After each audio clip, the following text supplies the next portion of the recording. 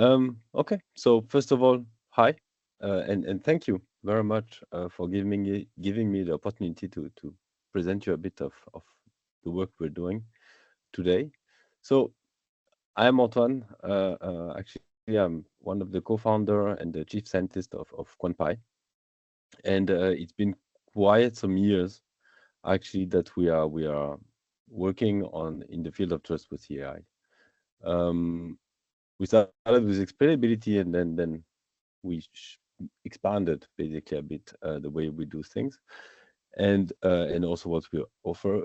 And today I would like to basically to guide you through to show you a bit what we're doing and also the motivation on why we're doing the things. And I would like to share potentially some insights of the difficulty, potentially also the challenge we faced also in trying to industrialize or market in trustworthy AI. And for that, so as a background, just maybe to let you know, so I'm actually a mathematician in the Saul. At least I did a PhD in mathematics, but within a machine learning group. So I was always very, very interested to know, okay, what can be said actually about these black boxes, so to say, with certain amount of guarantees to some extent. Um, but before going there, I would like maybe to start just by small brain exercise, just to also explain a bit where I'm coming from in terms of motivation. So actually, it's fantastic. I used also a pedestrian detection system as one of the leading examples, but we will see a lot of other examples. And imagine just a pedestrian detection system.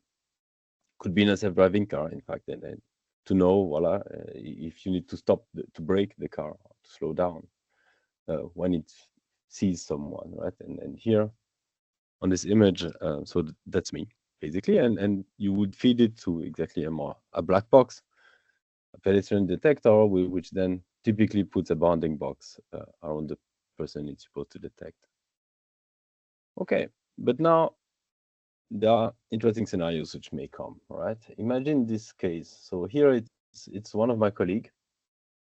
He's from India, and he's a bit darker skin tone. All right, and this can be actually a problem for the system to detect this person. And he's behind me, right? So if the car thinks, okay, I'm walking fast enough and doesn't slow down, can be very critical because it doesn't detect him and will not stop on time. This is one very typical example, like darker skin tone in more night type of conditions. But by the way, I've also seen through the time the opposite happening, right? For example, I've seen these face detection on your phone, which have much harder time to detect light skin faces when the sky is very gray, for example, and where you are a bit farther. Now, another thing which could be that that's me and that's my wife, and while this happens much less often, right? At least from what we could see on the similar system we tested, um, might be interesting to know if this system is better at detecting potentially males than females, right? Because if that's not the case, I think it's I think it's a problem, to be honest. Or at least I would be very, very affected if this person gets into an accident. And honestly, even worse is this case, and we will rediscuss it a little bit later. But so these are my kids, and yeah, they're smaller and they are behind.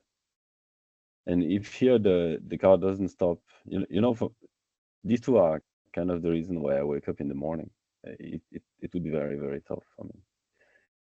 And I think what we've seen in the past years, right, with the explosion of AI, is that it can do a lot of amazing things, right? Really can really it's a change for the whole society, and it can be extremely beneficial. But I think it's important to try to do it right. And this motivation is potentially personal, but actually it affects also broader people, right? Also, Alberto gave some nice examples.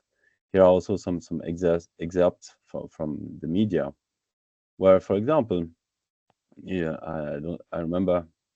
Actually, I was at the headquarters when it happened. This day when Google publicly announced, I think it was BART, the LLM, and during the demonstration, the press conference, the model answered wrongly to a question. And in one morning, basically, the stock value of Google dropped by 100 billion, right? So the economical loss is can be quite consequent when the AI doesn't do what you would like it to do.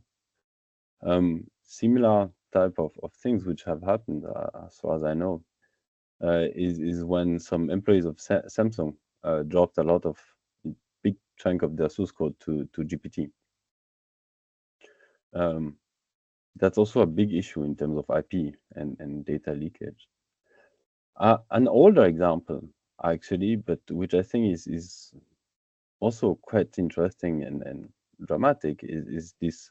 Maybe you've heard about it. Is this Compass system? So there was a system in the US to predict the probability that criminals would recidivism, basically, and based on the probability of recidivism, basically the time they would be sent to prison would be adapted. So you would send people longer to prison if they are more likely to do a recidivism. And it turned out they discovered that there was a quite strong bias towards people with darker skin tone. So in the sense that it would predict more often, so a higher likelihood tendency, which is also quite dramatic, right? When we think about it, that these are cases where yeah, it impacts a lot of people. And one thing which is actually this year becoming more and more prominent, I would say. Well, there is the EU AI Act, right, which is coming. Honestly, I think for many things, it's also a good thing, right? Because part of it is also to prevent this type of problems and to save also companies from these potential big issues. But what I think came out, at least during our work during the years, that the testing AI systems models is actually it's necessary, right? Especially at least before deployment, but then also after the deployment in a recurring way. Now, around the idea of testing, let me just share a couple of challenges that I've seen when we tried to test AI systems. And one of the big problem we faced is what is called the stakeholder alignment problem. Testing system is not only a problem of engineers. It is certainly crucial to have engineers involved, but there is more data scientists. But there is more, right? It's also actually a problem of product owners, and also a problem for the more legal compliance and risk type of departments, right? And it's also a business problem, to be honest. At least all the stakeholders have need to some extent in different ways to consume these test results, and communicating them in a understandable way is actually an enormous challenge, at least that we saw in the past years, especially in bigger organizations, because these people, they speak different language. They all speak the same language, but they use different words, vocabularies, and then they have different incentives. They different KPIs and so on and so forth. And another thing, and aligning them actually can be very time consuming, which increase actually the cost fundamentally in testing AI. But then when you cope that with and this plot is just what I want to show with this plot is just that exactly. I mean, AI is exploding, especially since a couple of years. it's very impressive the number of AI use cases which appear everywhere, right? It has grown almost exponentially, I would say, and this is the key message here. But I think what is important to understand also there is that since slowly every organization is using AI more and more, right? And if you need to really align all these stakeholders, it becomes very, very challenging to test all of the systems for every organizations. And this is why it must be somewhat scalable, right? That being said, and this is exactly the kind of problems we have tried to address in the past years. One thing which I think might be obvious to the people in this room, but is still interesting to recall, is somewhat the landscape of testing approaches that I could see, right? And there are fundamental trade-offs there. Honestly, I've seen, and what I mean by unreliable results, if you take the extreme case, right? Yeah, you can produce a plot and say, yeah, look, we did it, we're compliant to some extent or whatever. We just produced a plot, and doesn't matter what is in and how it was produced. What's important is just the existence of the plot. But then, you can just use a random number generator to produce your plot, and you're happy you have your plot. But it's not helpful, right? It doesn't convey any information. And this, ideally, you have accurate results which really reflect a certain property of your system. This is extremely cheap. This less, depending on how you do it, right? And at the same time, we were speaking about scalability, right? Scalability has this issue that basically if you use the same evaluation, like literally the same evaluation for any AI system, then this is very generic. It can be good, but the problem is it's very basic, right? And typically these AI systems, they are never in a vacuum, right? They are in a certain context, and it's important to take this context into account to understand how they impact the environment fundamentally. And there are risks when you shortcut too much on these dimensions, right? For me, the most dangerous one are these ones. This one basically, where you have a very context-aware type of evaluation where you really speak about the details of the applications and the environment and so on, but you produce very, very bad results. And this is very dangerous because it gives a false feeling of safety potentially, while actually the information is not reliable and therefore can be very misleading. What we are trying to, as much as we can, is always to try to go in this direction. And this is what I would like to show you in the next couple of slides. So for that, and so we have built exactly this technology, and actually it's a software, so it's a platform, it's a product basically. But I think important aspect I want to highlight here is somehow certain things where we put quite some effort because we notice that it's very important to address these points, or at least these are the solutions we have found, especially when you want to exactly to provide solutions for the industry. And one thing is that, of course, ease of use is very important. That's why we started to develop libraries of components. I will show you a little bit afterward what I mean by components, but it's ready to use is kind of very, very important to get adoption also, and not too much blocking, because we still have to remember that the time spent by an engineer in a company to test a whole AI system is actually a time which is not spent potentially to directly work on innovation or I don't know, increasing performance or something like that. Although it can be in the end, but the time, time is money in the end of the day, and this needs to be taken into consideration. We spent quite some time in optimizing computations. And actually, why is it so important for us? Because what we noticed is, for us, was always from the beginning extremely important to have only black box testing approach. What I mean by that is also called potentially model agnostic. The idea is that you have this black box, right? And fundamentally, all our algorithms, they will look at the input, they will extract some properties, and they will feed this input, look at the output, also extract some properties. And then we will look at correlations and these kind of things between these two properties. We also sometimes perturb the input. I will give some example there.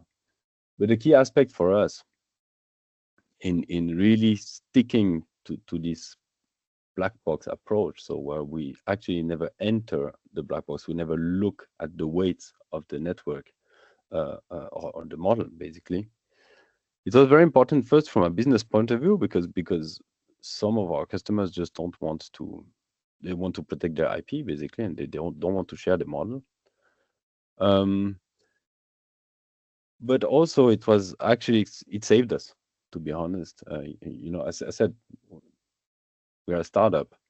And you know, when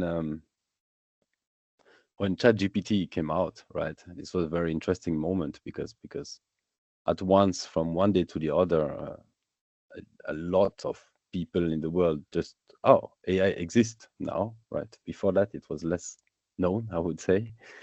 And there was this heavy wave on generative AI, and actually, that it saved us to still work with agnostic algorithm, because for us, adapting our methods, which were done at the beginning, developed for more traditional systems, or like classical AI, say classification, regression, and so on and so forth, to adapt to the generative part, actually fundamentally is just that you have a different complexity on your output space, right? It's not anymore kind of a tabular output, like, I don't know, a class or something like that, but it becomes, I don't know, a space of strings, for example, so text, when you generate text. But I will also show you a little bit that we have also tested image generators, and we are actually currently testing even video generators with the same approach.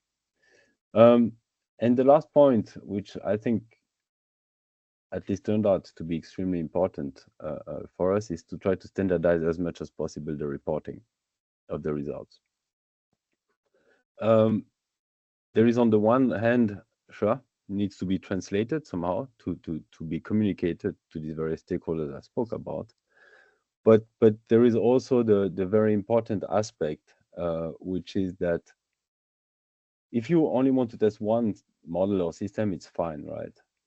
But typically, at least what we can see in bigger organizations, there's someone responsible to do that for all the AI systems. And then these persons have to look at hundreds of results for hundreds of different AI systems. And if there is not a certain amount of standardized, at least representation of the result, it's the hell for them. If they have to deep dive and re-understand a whole new logic and so on and so forth for every new system, this is also part of the scalability approach.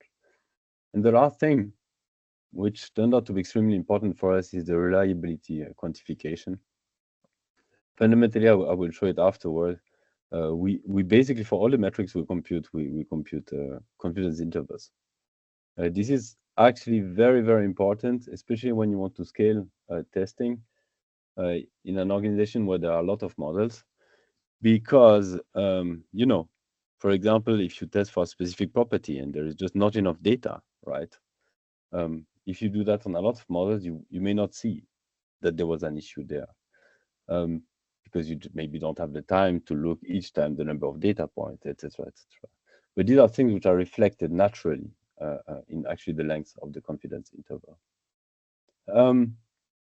Maybe just as a side note, so all of that, actually, it might be worth to mention that actually we are a spin-off of CISPA Helmholtz Center, which is a big cybersecurity center in Saarbrücken.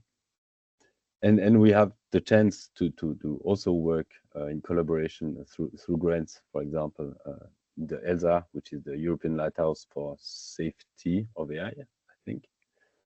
We also got funding from the European Union and EIC, and a lot of all the work you see here I'm presenting today is based also on kind of more scientific publications in different journals. Now, I would like to spend a bit of time on what I mean. So, in the end of the day, the way we approach the thing is that normally, well, we need an API access to the model, right? So that we can query it on certain data points. And that is some initial test data. And then you can configure the test suite if you want with an assessment scope. And this is what I want to spend a bit more time in the next couple of slides. How does that work?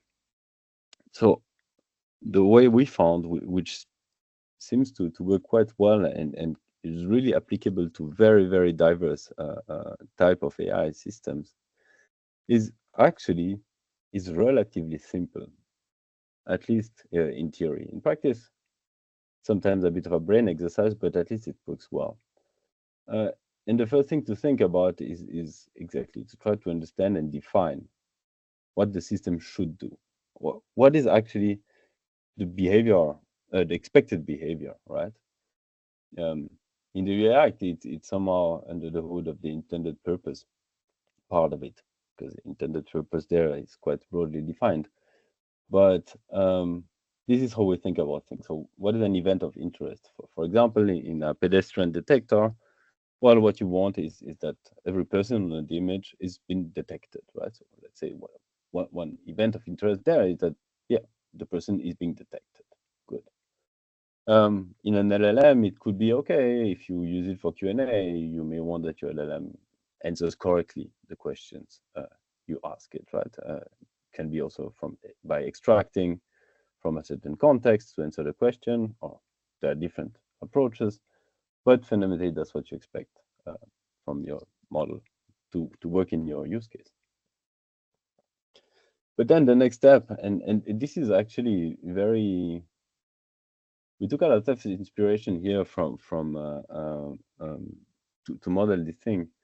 From on the one hand, from the definition of risk as provided in the NIST framework, and then more broadly, like certain aspects, I would say, of risk theory, which basically a risk is a pair, which is like a likelihood and an impact. The likelihood of occurrence of a certain event and the impact of this event. But then the second step, which we found quite important, is okay, good. But as said, the AI system will be deployed somewhere and will live in a certain environment, context.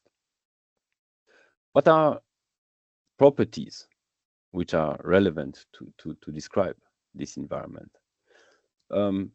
Actually, here, the way we approach it in a more pragmatic way is very, very similar to what is done, as far as I know, in this operational design domain, so ODDs. But yeah, so and I think it's quite natural, but still it's important always to ask ourselves, okay, I think there are two things which are important to always think about. It's like what could impact my performance, but performance in the sense of actually the could influence the occurrence of the event of interest, right? And what shouldn't. What shouldn't is, for example, as we've seen before, right? Actually, it shouldn't make a difference. At least it would be very bad on top, but it should not make a difference whether we try to detect a male or a female. What, however, could influence, and we expect actually somehow, unfortunately, that it will influence the occurrence of the event is, for example, the lightning condition or the time of the day, right? Also, the size of the person actually turns out to have on the image, right? Turns out to have quite some impact. In the context of an LLM, it could be, for example, the topic of your question or the language you use to write your question or the presence of typing mistake. I will just make a mini detour, and this is actually the only slide I have with an equation. But I think it's actually it's quite key for us. This relatively simple fundamental equation. So imagine if you have a model, right? Which, okay, here, by the way, disclaimer. I know if your model is not deterministic, you cannot really model it as a function directly. But let's assume for now, everything works out also if the model is not deterministic. That's really not a problem. But you have fundamentally you have a model which takes some input, maps some output, right, from two spaces. And then we see the event of interest basically as something which will always look at the input, the prediction, and potentially a label, sometimes not, depends if you have them or not, and what you really are interested in, and we'll map it to 0, 1, right? Event occurs or not. And then this contextual property, one way to model them quite efficiently is to look at basically a different, it's again, some mapping which will take the input, the prediction, and the label potentially, or just one of them, right? Does not always need to depend on each, and map it to a certain category, right? For example, the time of the day. So this could be, I don't know, morning, night, and so on and so forth, right? Male, female, others, etc., etc. We'll see a few examples there. And then fundamentally, in the end of the day, what we compute, in the end of the day, is really that we look at, if you take your data set, then you look at, for each data point which belongs to a certain category as classified by this property, which we call an embedder typically, you just count the number of times that the event of interest occurs. And this actually, what is done by that fundamentally is trying to approximate this probability, which is the probability of occurrence of the event, given that a certain property is present, so given a certain type of context. And the beauty here, I think, is that on the one hand, this is relatively, at least it can be computed, let's put it that way. Then if you want to optimize the computation and so on and so forth, it starts to be a bit more interesting from an engineering point of view, I would say, if not saying it's challenging. But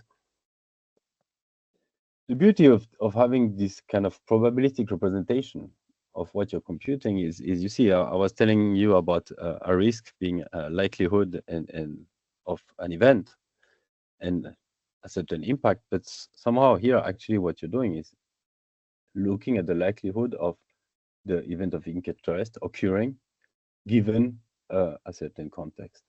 And fundamentally, at least when we look at more like this model agnostic metrics, bias metrics and so on are all, if you look on Wikipedia, for example, I think there's like 40, 50 different bias metrics, but fundamentally they are all of this form.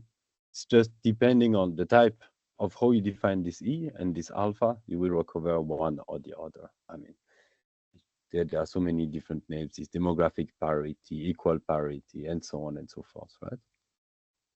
But that's the essence of the thing.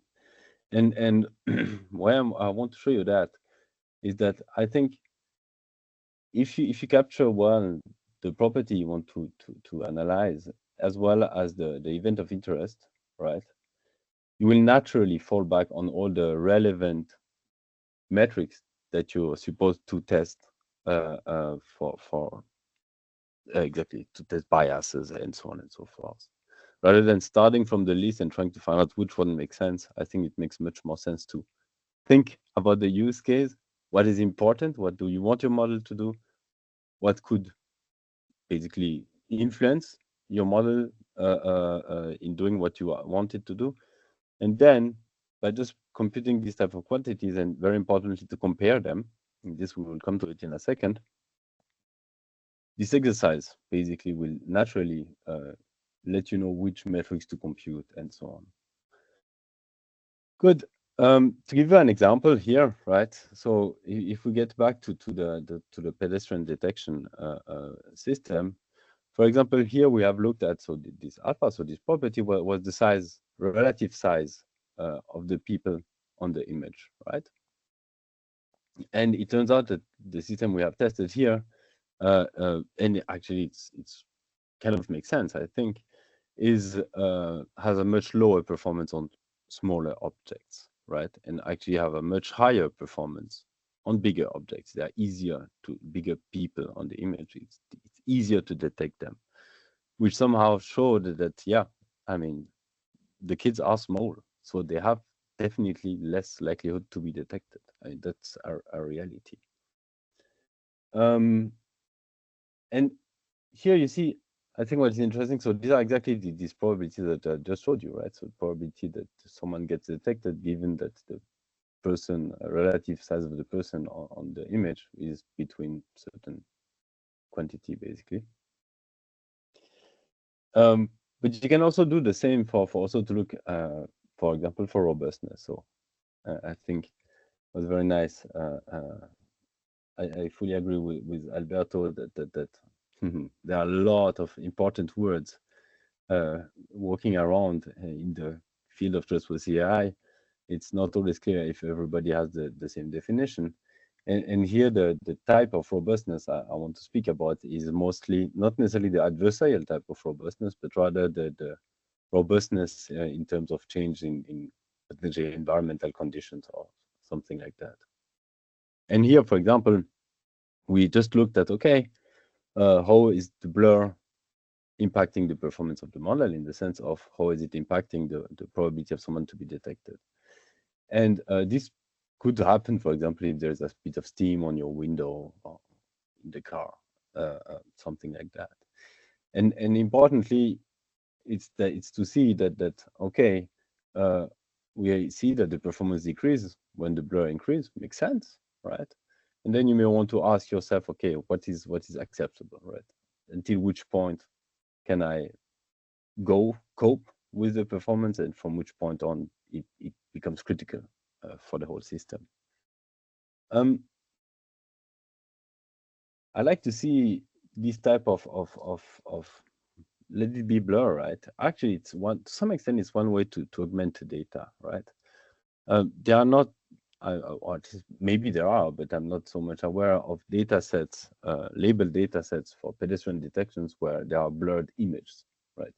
Typically, this is something that you have a lot of pairs of images with the, so basically the image with the bounding boxes to try test your performance. And then if you want to look at the robustness of your system towards blur, well, you need to perturb the input, right?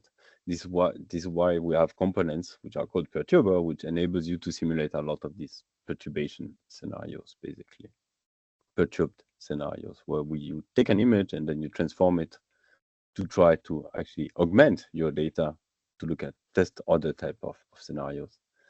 But there's another way which is important to augment data, at least from what we've seen, is that you see, I was telling before about trying to measure the to see if the gender of a person impact the ability of the system to detect these people.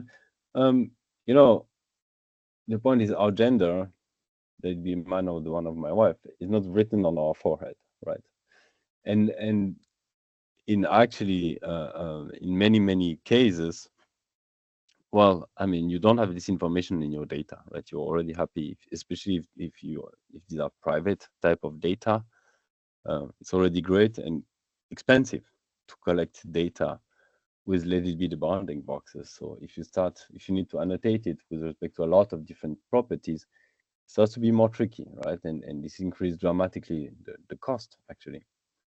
This is why to address this aspect, we do a different type of augmentation, which is actually annotating, augmenting, so data sets with annotation.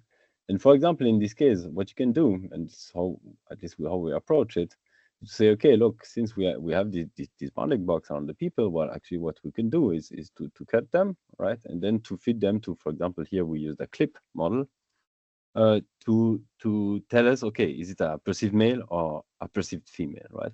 In this way, you automate the way that you can add new annotations. The thing where you just need to be very careful when you do that is that this guy never perfect. to be honest, also humans are not perfect, but still, this guy is not perfect and makes mistakes, right, in annotating people. Okay, good. Um, and then what is very important step is to look at actually try to what we call calibrating this black box, try to understand like, okay, how often does it make mistakes? We typically compute a confusion matrix, right, for this model. And then what we do is that we adjust actually the test results accordingly on the one hand, and we also naturally, since actually using this black box adds uncertainty in your whole testing procedure, the confidence intervals will increase quite a lot if your black box is very bad, right? The closer it is from a coin throwing, the faster your confidence interval will be anywhere between 0 and 1, right? To nail what is actually the true underlying performance. Another thing which we found very, very useful in this approach is just the fact that you can compare things. And actually comparing so test results is extremely useful for many reasons. First of all, I think it's very useful to find out, if you're potentially more at the beginning of your project, to find out which model is the best for a specific use case, right? Can be choosing between the different LLMs or something like that. Then also, we also use the comparison capabilities to also determine the impact of non-deterministic outputs on test results, right? So because you may do your testing procedure once, and then actually it's not a problem that it's not deterministic through this whole probabilistic interpretation, but still it might be good from time to time to do it a second time on the same data and to see how much variations you have in your results. But we also use it a lot to verify so to support in guardrailing systems, right? There are two, I think, fundamental important questions when you add guardrails to your system. Is on one hand, you want to understand that adding guardrail does not basically reduce too much, at least the overall performance of your system, so that basically the event of interest still occurs. If it's a positive thing, still occurs as often as before.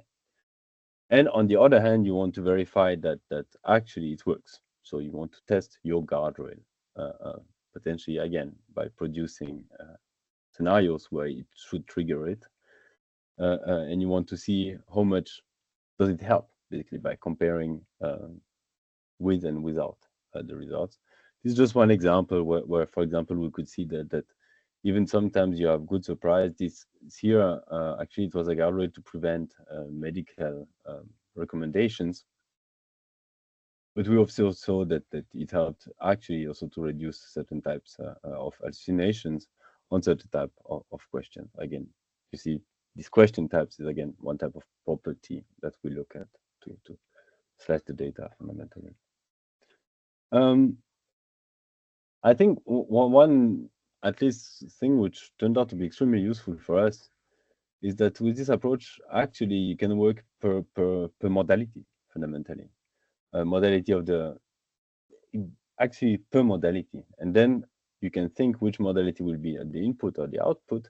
And so far we had the chance to test systems on with the same approach, basically just by adapting what is the event of interest and how to extract certain of the relevant contextual properties. But we had the chance to work on models involving tabular data, image, text, audio, and video. And the beauty is that you can even combine these things, right? To look at, for example, from multimodal systems, right? So here we tested a system which is actually basically takes a video as input, and then you can ask something about the video. Very useful to annotate certain aspects of videos, and then it output a text, right? So this is video plus text to text, and a lot of the work that we had done already in testing LLMs, we could just reuse almost plug and play the same components to go for this more multimodal type of models. Here's an example where, for example, we saw that this type, the model we checked is better in certain reasoning type when the camera is moving, for example. Another case that we have faced, this was when we were testing a data generator, so an image generator. The problem here is that this black box actually was quite, how to say, it's computationally expensive to query it. So you cannot afford to just try out millions of points.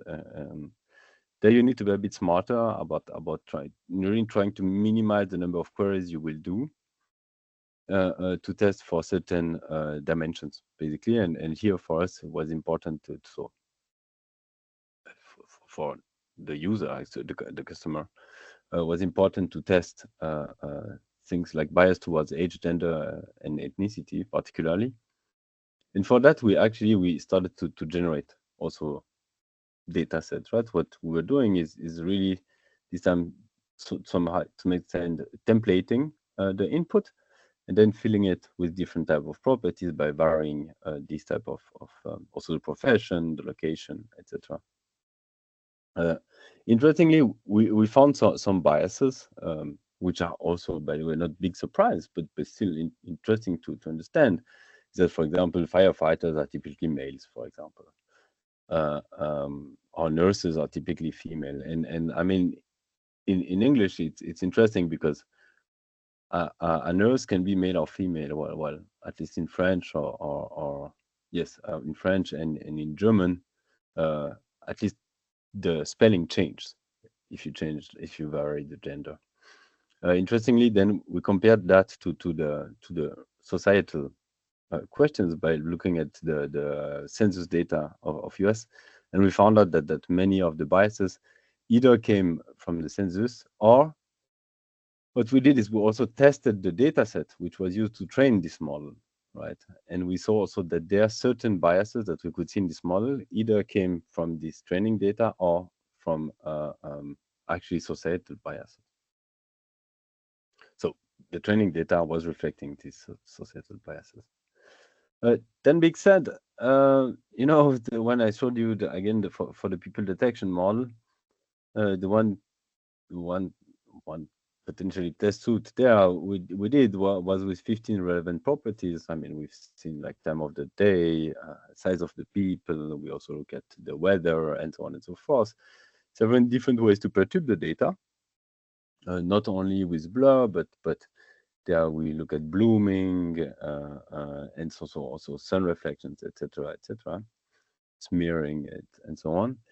And two different performance measures, so two different types of event of interest, which just basically says how much of the person you could detect. And we, by computing these quantities, we landed with 1 million numbers, right?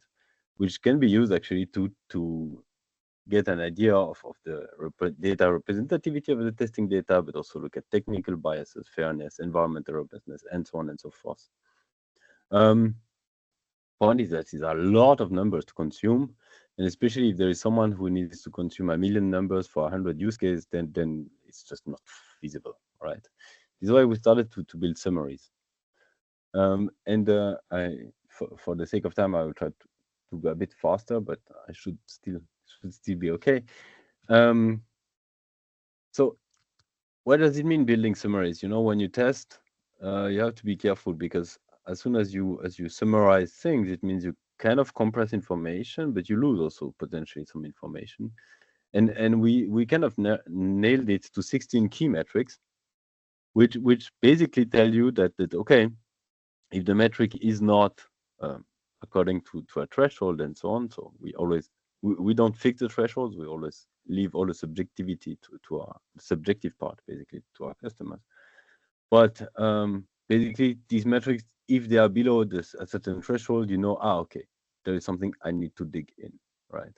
And then we have a whole ways, basically, it's a pyramid of information to help you traveling the whole summary. We have different levels of summaries to get from these 16 key metrics. If something doesn't go well, then you can get down to this a few numbers from this 1 million, which are actually relevant to trying to nail your problem. The beauty is that it's the same structure for every use cases. All the ones I showed you today, they all have the same metrics, same reporting structure. which basically always looked like a histogram, as said. But then we analyze different things in this histogram, right? As said, a bias could be that one bar is much higher than another. Robustness, you may want to look at certain trends, how fast it decreases, and so on and so forth. What we also seen that it's important to split more like ethically relevant properties, such as age, for example, and technically relevant properties, say, I don't know, the brightness of the image or the resolution, which are very important aspects. But this is where we make the split between ethically and technically relevant property, and we always, again, leave it to actually the person who would consume the report to decide which property should go where. Another thing that was very important for us is actually the beauty is when you have these plots, at least there are different ways you can describe them, and we have tried to spend quite some time in describing the same plot, right? But with different wordings. It can be with a more general approach, but also with a more like risk compliance type of language, or this is in the case where you may want to use this plot to sell your AI to someone else, for example. And we also provide, of course, like a much deeper technical description, which explains you exactly how to use, so how each metric basically was computed, or at least gives you a way to recompute them. Also, I said there are these confidence intervals that we compute everywhere, and here you see this is a case where there was potentially a bit less data, and therefore the confidence of the approximation is much larger, right? So this should be really interpreted that the fact that actually the true performance is with 95% confidence anywhere between here and here. What we have observed also there is that different stakeholders have different risk appetite.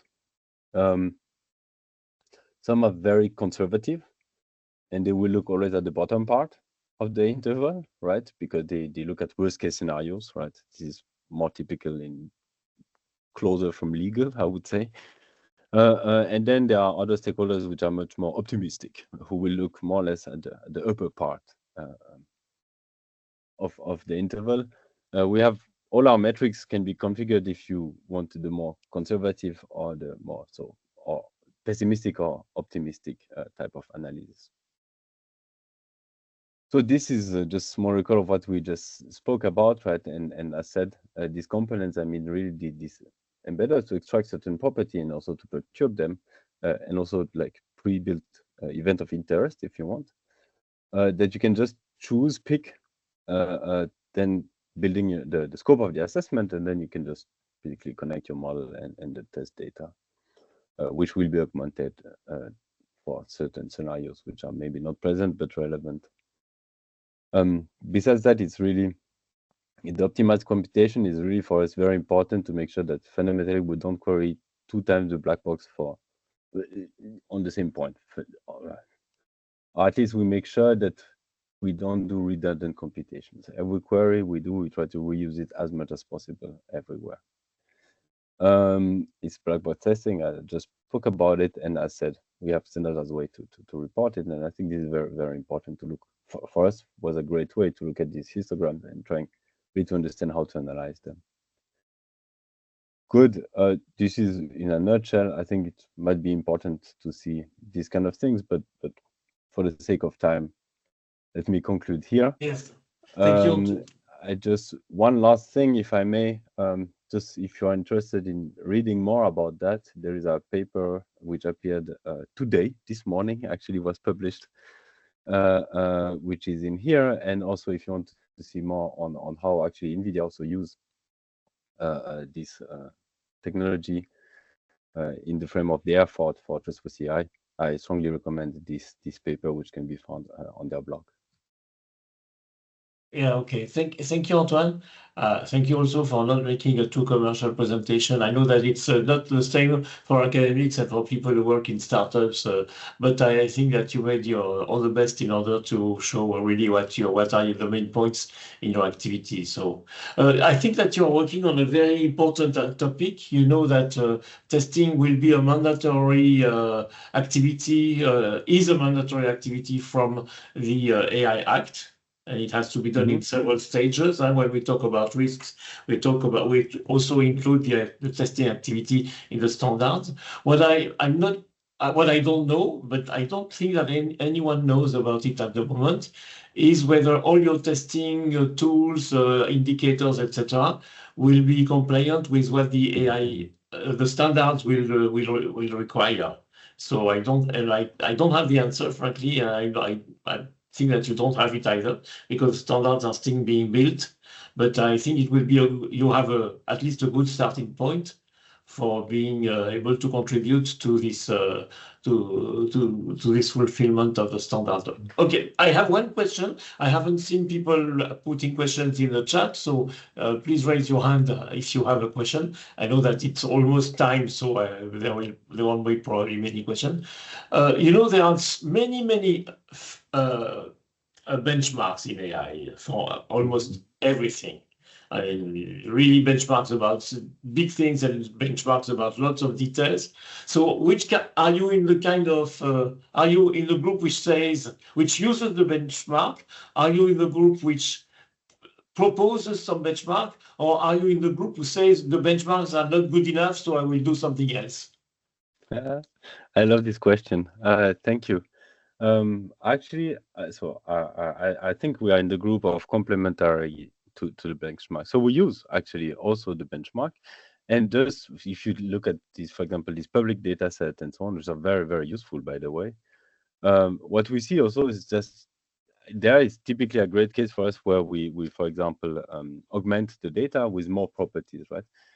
I think a lot of benchmark are very good to focus on one certain aspect, right? And then the question is, how can you even potentially get more out of it fundamentally?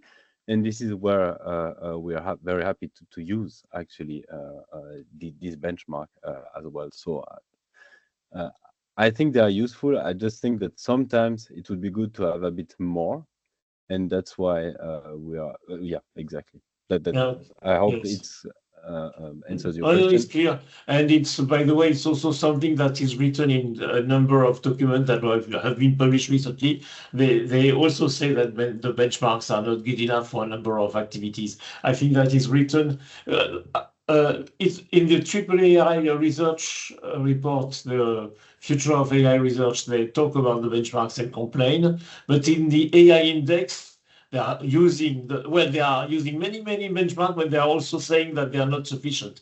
So I think that you answered in the same way. Listen, I think it's time. I don't see any hand raised. Yeah, there's one. It's not really a question, so I don't want to take too much time. It's more self-advertisement. So thanks for the presentation. I just put a paper of ours in the chat regarding testing object detection using CLIP for semantic annotation. So in principle, very much the same directions you presented. So I do agree with the sentiments you had. Thanks for the talk. I'm glad to hear that and looking forward to read the paper, by the way. Yeah, thanks a lot.